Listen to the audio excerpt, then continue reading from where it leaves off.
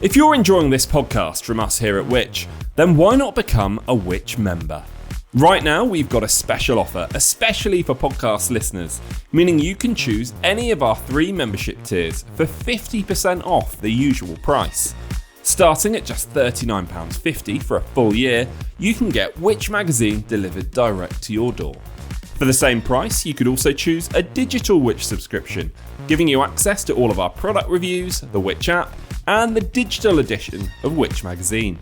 What's more, you'll also be able to use the Ask Which service for personalised one-to-one buying advice. Or why not get a full access Which subscription for just £49.50 for a full year? Don't forget, that's 50% off the usual price. To join Which or to find out more, just head to which.co.uk/podcast offer.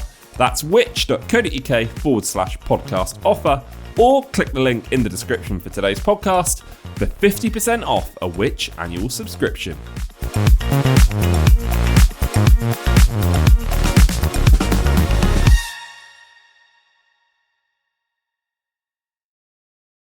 When life gives you questions, Which? Get answers. Welcome to the Which Money Podcast, your weekly hit of money news and personal finance hacks to help make you better off. I'm your host, Lucia Ariano, and here's what's coming up this week. Short-term volatility often tends to even itself out over longer time periods. So I would say the real key is to remain invested for the long term where possible and always make sure you've got a well-diversified portfolio. What you don't want to see is that script of cooling inflation, a soft landing and lower interest rates not come to pass. If any of those 3 start to break down, that's when things could start to get more volatile. This week, we're looking at investments and specifically what could happen to yours in a month's time when residents in the US head to the polls to elect a new president. Will the result of the election matter? And if so, what could happen to your portfolio? Well, to help us answer these questions and many, many more along the way, we're joined by Which senior researcher Josh Wilson and Russ, Mould, investment director at AJ Bell. Thank you both so much for joining us today. Pleasure to be here. My pleasure. Thank you very much. It's lovely to be here. So good to have you on the show. Well, shall we start at the top then? Josh, to anyone wondering if the elections anywhere in the world can have an impact on your investments, what would you say? So the answer to that is complicated, but it actually often boils down to sort of, but not really. Individual policies from politicians and leaders, they can affect specific companies and specific sectors, but the wider economy will generally be much more influenced by macroeconomic factors like inflation and interest rates, and will respond more strongly to unexpected global events such as COVID or the war in Ukraine. And Russ, is there anything that you would add to that? I think it's right. I think it's a good point. I've got some sort of person that I am. I've built lots of spreadsheets looking at how the American stock markets performed during presidencies and whether you can say the Republicans help or Democrats help. And the answer is not especially.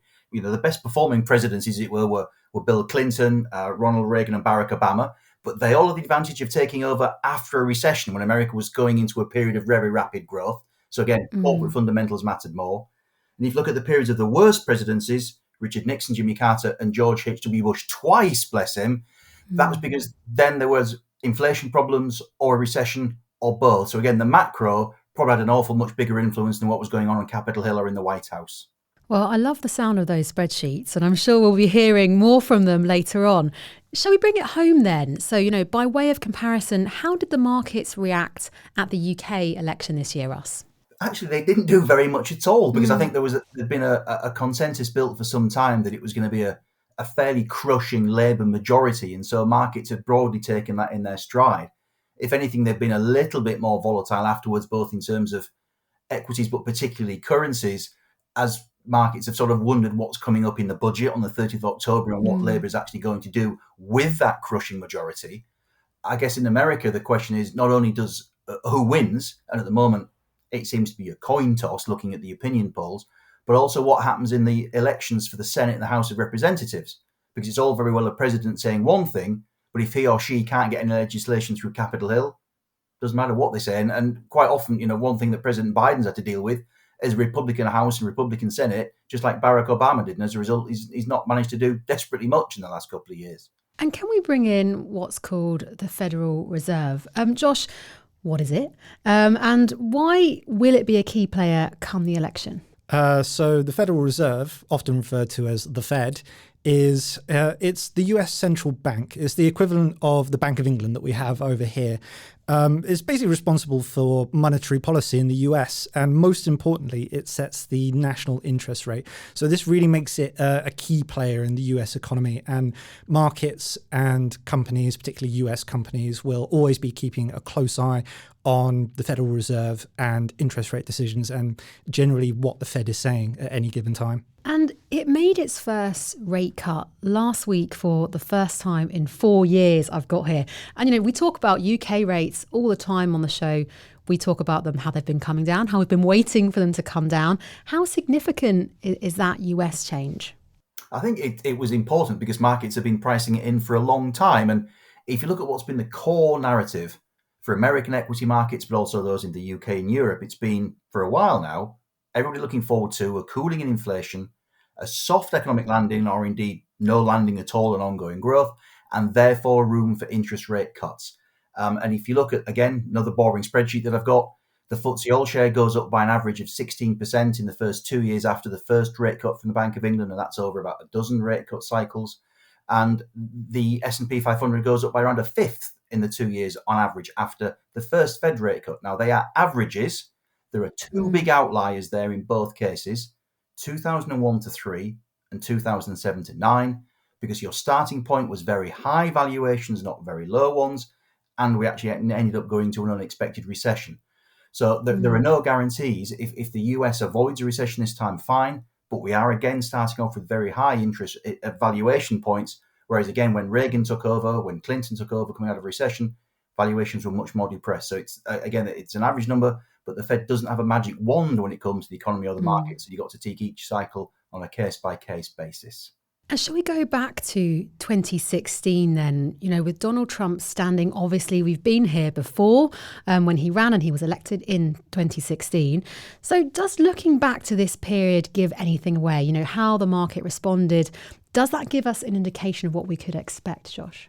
Yes and no. Mostly no, because back in 2016, most polling indicated a clear win for Hillary Clinton. So when Trump did win, it was very unexpected. It was a big surprise. And this did initially trigger a bit of turmoil in the market, although this did turn out to be fairly short-lived. But this time around, he's a known quantity. The current election is also on a knife edge. Everybody knows this. If you look at current polling, it's very close between Trump and Harris. Kamala Harris has a very slight lead in the polls, but it's not much. It's not clear cut. It's still very much too close to call. But the markets know this. They've priced this in. So it is a very different situation to 2016. And Russ, what's your spreadsheet saying for 2016? How different is the landscape now compared to then? I think the interesting thing then was before Trump won, he was generally seen as bad news for financial markets because of his trade and tariff policies particularly. And that didn't actually turn out to be the case. So again, I think that the message would be, don't be too dogmatic in your views on US equities, because and certainly don't take a strong view on what the result's going to be, because it is a coin toss, particularly in the 5 or 6 states that may actually decide the result. And again, don't be too dogmatic about what you think the presidency might mean. On the face of it, you kind of think that inflation might be the outcome this time, but again, it could take something bizarre to come out of left field and throw everything up in the air. So again, don't take too many big bets on the basis of what goes on in the ballot box. And can we talk about some policies then? Because his tax cutting measures last time around were welcomed by the markets. But what about his attitude to cutting immigration and higher import rates on countries like China? Could this be bad news for the market? Trump has indicated that he wants to clamp down on immigration in the US. And although this might appeal to his base, it would also mean a smaller workforce and less essentially cheap labor for US firms to take advantage of. And this potentially could also lead to inflated consumer prices. Similarly, Trump has also indicated that he wants to introduce more import tariffs, particularly on China, probably on steel imports. what this tends to mean, particularly in the case of America, is if you take the example of a domestic US company that is very reliant on steel for whatever goods they make, for example, like car manufacturers rely a lot on steel imports. If suddenly massive tariffs are whacked on those steel imports, those companies are forced to rely on domestic steel, which often will be a lot more expensive. Now, these companies will, and it's been shown in the past, will tend to pass these increased costs onto consumers. So the combined effect of this is quite likely to be inflated prices for end consumers, which in turn will lead to increased inflation, essentially, which could push the Fed to push up interest rates in response to this. And the overall outcome of this could be damage to the economy in the long run and less growth. And shall we bring in Kamala Harris now then? Although she's been vice president for 4 years, Russ, is she a bit of an unknown quantity because she hasn't been at the helm before? I think there's an element of that. I mean, the presidential debate, she seemed to perform very well. But again, there wasn't a huge amount of firm policy statements in there. In terms of passing what we do have, it seems as if she's, like President Trump, relatively in favour of tariffs, which you could view as inflationary. What she has had to say on taxes, I mean, she seems to be coming around to the idea of extending the Trump tax cuts from 2017 and possibly putting out some subsidies on there for things like first-time buyers for houses. That's, again, a stimulatory boost, potentially inflationary. She's made some fairly interesting comments, shall we say, on price caps and price gouging. And if you put a cap on prices, and history suggests that supply tends to dry up, and that's also quite inflationary. So if you can kind of view Trump as inflationary, you could perhaps view as Harris as inflationary/stagflationary, potentially good for certain types of equities, not much fun for US fixed income and US government bonds, for example. But again, it's not so much what they say, but what they can actually do if and when they get into office that really matters. And that's what we'll have to wait and find out. Well, after the break, we'll be going into much more detail about what could happen if there's an election upset and what you should do over the next month to prepare for Election Day. We'll be back after this. If you're enjoying this Which podcast, then you might also be interested in listening to other podcasts that we have to offer, like Which Shorts. Which Short is our weekly podcast that brings you a flavour of what the Which magazine has to offer, as well as our dedicated travel, gardening and tech magazines too. Each week we handpick a review, investigation or feature that was printed in one of our magazines and written by one of our award-winning writers. We then bring it to life on the podcast. So to get a taster of what Which members get in our suite of magazines, be sure to listen to Which Shorts wherever you get your podcasts.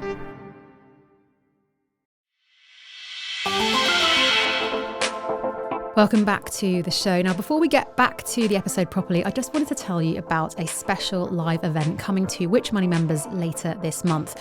On the 15th of October, we're going to be hosting a live episode of the podcast focusing on the best ways to boost your savings.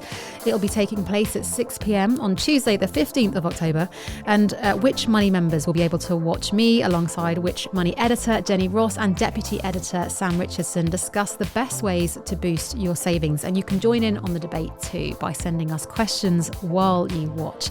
And if you don't want to watch live, don't worry, you'll be able to listen back later in the week. And this event is exclusive to Which Money members. So if you want to join in on Tuesday, the 15th of October at 6 p.m, just head to which.co.uk/Which Money to find out more. So at this stage then, Russ, the race looks very tight, but if one candidate was to pull away in the polls and then secure victory, would things remain more stable on the markets? I think it's possible. Again, a lot of it will ultimately come down to valuation, and the US equity market is historically very highly valued relative to earnings, about 20 times forward earnings overall. The Magnificent Seven have really driven the US equity market. They're probably nearer to 30. So in that respect, there is a lot of good news already priced in, regardless of who wins. If anything, what you don't want to see is that script of cooling inflation, a soft landing, and lower interest rates not come to pass. If any of those three start to break down, that's when things could start to get more volatile. And I suppose we also don't want to see uncertainty, do we? I mean, what about the other way around? If there's an upset, could that lead to days or perhaps weeks of uncertainty? So, I mean, it's really hard to tell. Obviously, crystal ball gazing is a very inexact science. But, I mean, one of the big unknowns maybe is will Trump accept the end result if he loses the election? And if he doesn't accept the result, which is an if, would that then lead to riots and disorder, which again may or may not happen? But if it did, it's hard to say exactly what the outcome of that would be. But I'd be surprised if any economic fallout ended up sticking around. I imagine it would be probably fairly short-lived. And I suppose if we talk a little bit more about that, uncertainty is what we got, as you say, last time around in 2020. So it took a few days after polling before Biden claimed victory. And then, of course, the January 6th Capitol riots. I suppose investors will be just hoping to avoid anything like this again. So, I mean, it really depends what you want out of investing. You need to kind of ask yourself, how long do you want to remain invested for? Where do you want your money sitting? How long do you want it sitting there for? What are you hoping to gain from it? And I mean, if the answer is you kind of want to keep it moving around, you don't want it sat in any one place for too long, then yeah, you might want to reduce your exposure to the US market. But on the other hand, investing is a long-term game, right? And you should maybe treat it that way. The average UK-based investor isn't that exposed to the US economy anyway. Short-term volatility often tends to even itself out over longer time periods. So I would say the real key is to remain invested for the long term where possible and always make sure you've got a well-diversified portfolio. And I suppose you kind of brought us nicely to the big question then, buying, selling. Josh, can you talk to us about whether or not you should be buying, selling US investments? So, I mean, the US economy and US stocks overall over the past, few years have been overall very strong, particularly if you want to look at the tech firms, particularly the Magnificent Seven, which includes the likes of, NVIDIA and Meta and Microsoft. The other side of that, though, is that a lot of investment funds, a lot of global investment funds are very exposed to the US market, particularly the tech sector in the US. So if something were to go wrong, if there was, say, a crash or a big correction, because a lot of those funds are so exposed to, especially the tech sector, that would potentially be quite damaging to your investments. So again, a well-diversified portfolio is so important just to make sure that when these dips do happen, you can ride them out. Well, we'll come back to diversification in a second. But Russ, I'd like to just throw that question to you as well. What would your advice be to people wondering whether now is a good time to sell or to buy? As I think Josh and I have said, nobody knows what's coming. Mm-hmm. So under those circumstances, to take a strong directional position either way would be extremely brave. And I think sticking to your knitting is probably the best thing to do. I mean, in the end, betting against America has not been a good bet to take for a very, very long time. And it's been Warren Buffett siding with America, a multi-billionaire. Equally, he has just racked up a record cash pile. So he clearly is looking at American valuations thinking, there's a lot of good news in the shop window here and not a lot of bad. And I have no clue, in all honesty, what the US stock market is going to do on a 1 or 3 year view, for example. But what I would suggest is if you look at where American valuations are now, on a 10-year view, history would suggest you might not get an awful lot of joy out of the US equity market. But how we get from A to B is a separate matter altogether.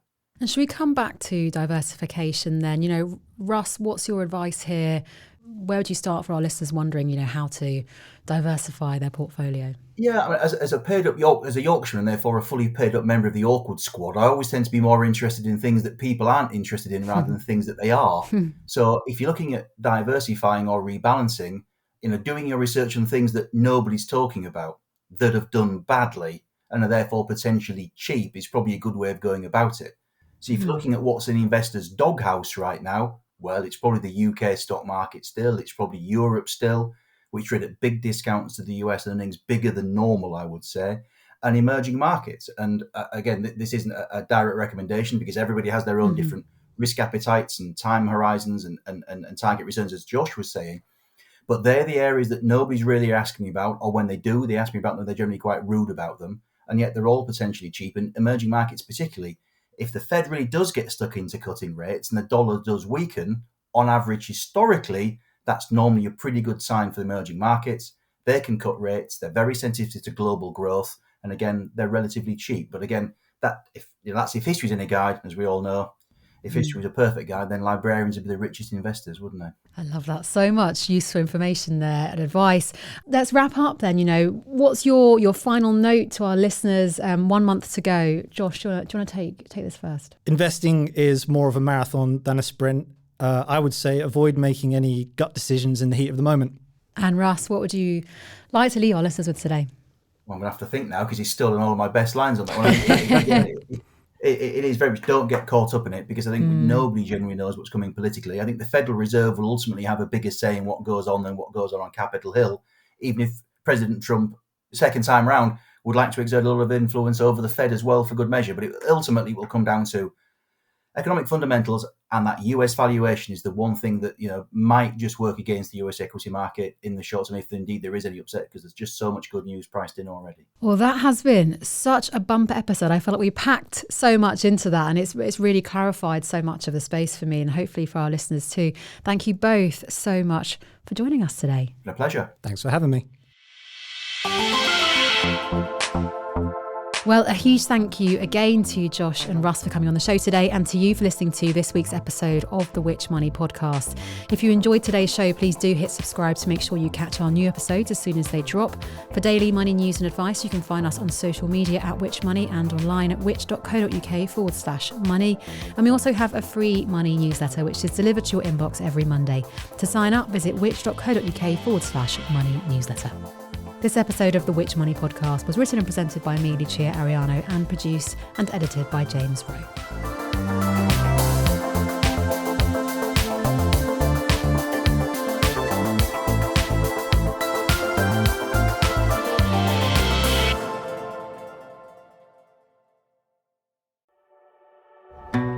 Life can get hectic when you start a family, but Which can help you make confident decisions, from improving your home to financial planning. We'll make sure you're prepared. Whether you're looking to reduce your household bills, seeking advice around your child's health, or want to find our best buys for your new home, Which has got you covered. Use our expert advice to make the right choices for you and your growing family by visiting which.co.uk/growing family. That's where you'll find everything you need to make confident decisions and have peace of mind that all the advice you're getting is 100% independent. So to find out more, just head to which.co.uk/growing family.